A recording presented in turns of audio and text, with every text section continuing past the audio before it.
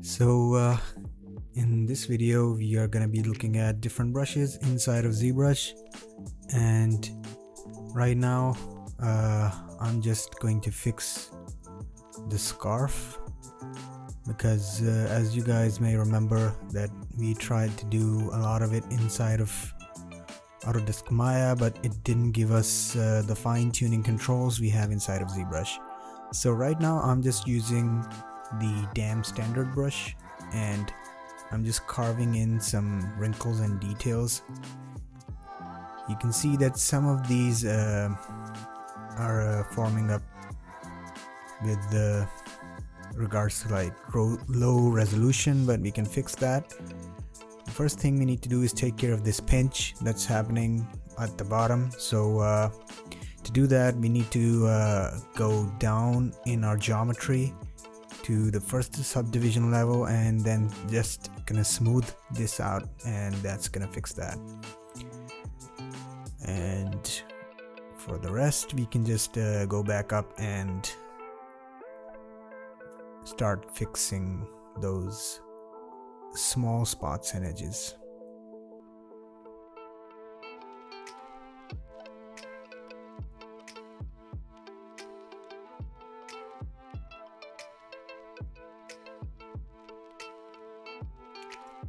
So coming into standard brush, we're gonna give this a bit more puffiness, like how cloth is with regards to gravity.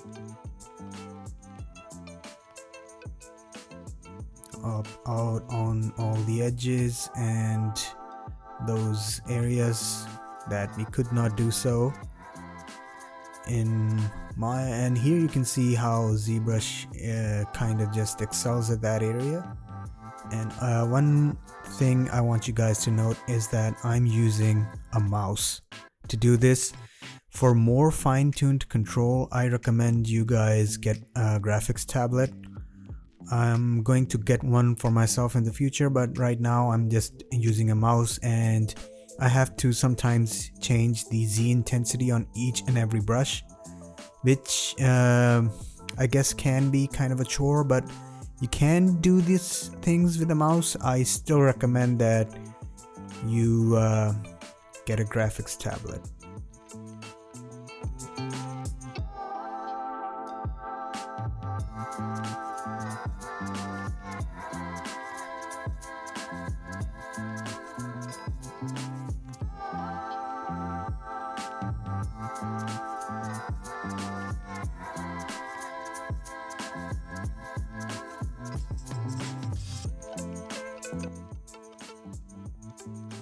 So turning off solo and taking a look at everything, I think the scarf looks a lot better already, and you can see that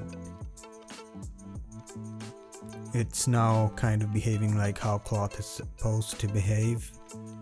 I mean, for like photorealistic stuff it's not completely there, but for the purpose of our character I think this much might be enough. So let's keep moving on.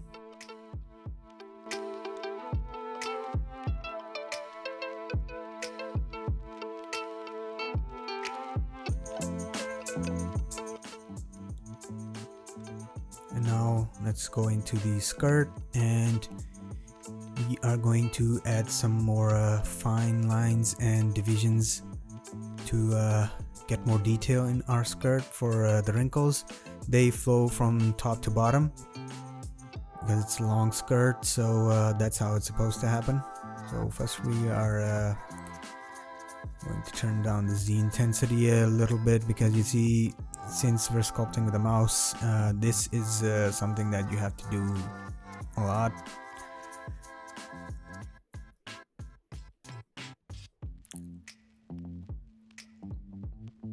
And you can see on the side that how that seam we created inside of Autodesk Maya, that's showing up because we've gone into upper resolutions and now it's forming up. So when you bake the normal map, it's going to be there.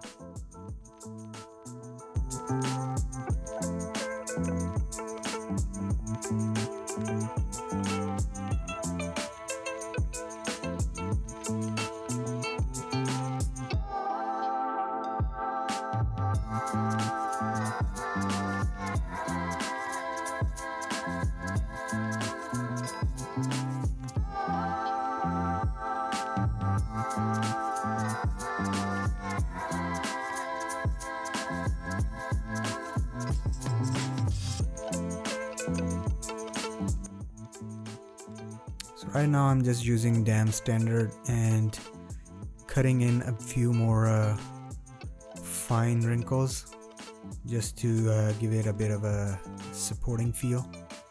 If you press the Alt key, you can invert your brush, and that way you can like bring them outside as well. By default, dam standard cuts into the surface. By pressing Alt, it can pull from the surface.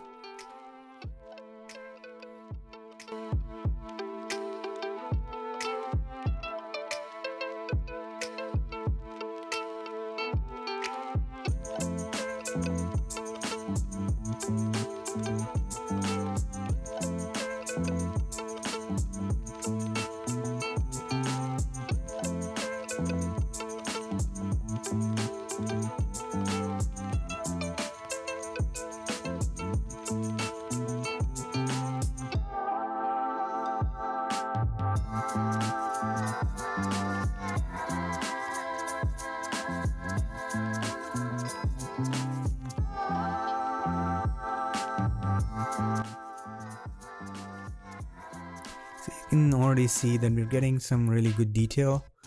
And if you guys remember the first video where we started this mini tutorial series, we started this skirt from a simple cylinder, and now it actually looks like a proper skirt. So moving on, we are going to go to the glove and give it subdivisions and add some wrinkles, just like we did for the skirt, and make those fine details happen over here as well.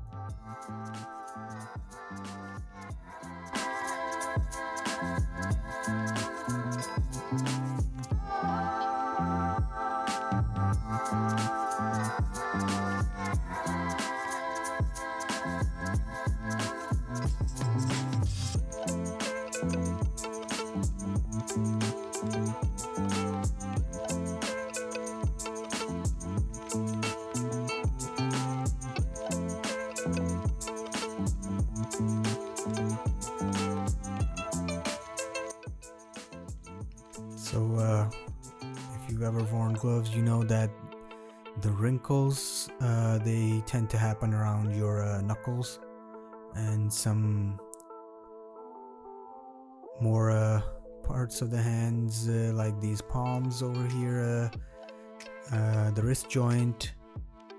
And so we're going to add a bit of a standard brush edit over there, and some on the finger joints as well.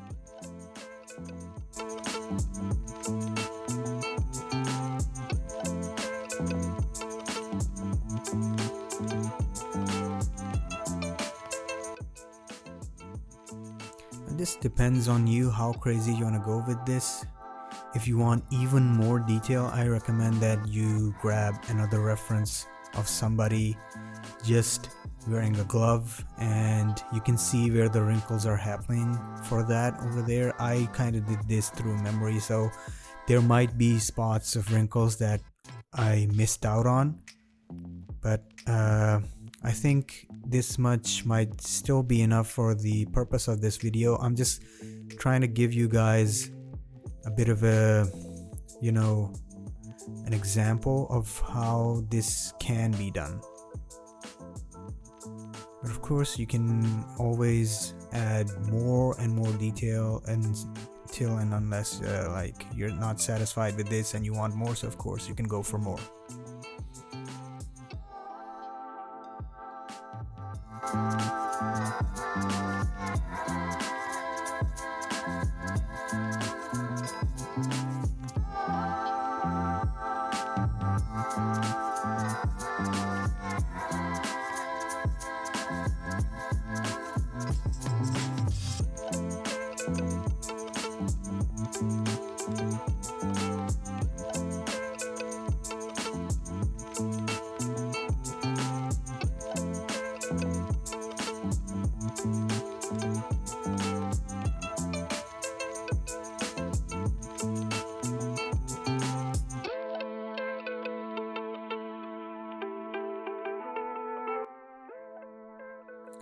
So moving on to the shirt, now we are going to add some wrinkles on the arms and some on the actual front of the shirt, and some like for where the belt, where she's wearing that golden belt of hers. So of course the dress is going to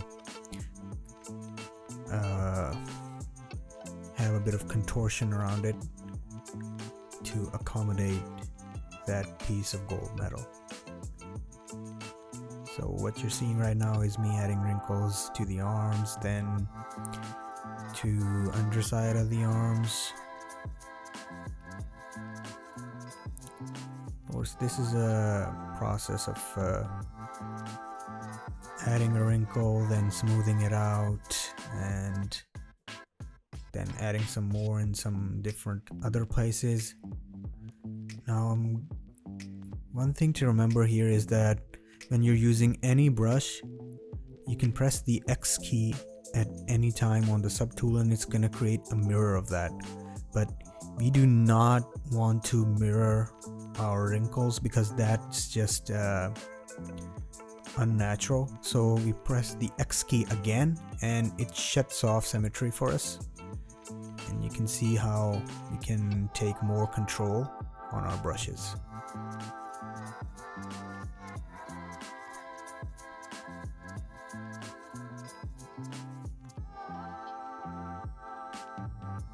ZBrush is a lot about shortcuts, and the more of them you create for yourself, the more faster your workflow can be. So it's just something to keep in mind. Some people have like custom UI layouts which they use anytime they come into ZBrush, and I mean, I'm not using anything, I'm using the default setup because I wanted to like show you guys that you can work even with the default setup, but some people like who've been working in ZBrush a lot, they'll tend to have their own UI layout. So here what you'll see is that everything inside of your own ZBrush setup is going to just look similar to mine. I mean, if we're using the same version, it's going to look similar to mine.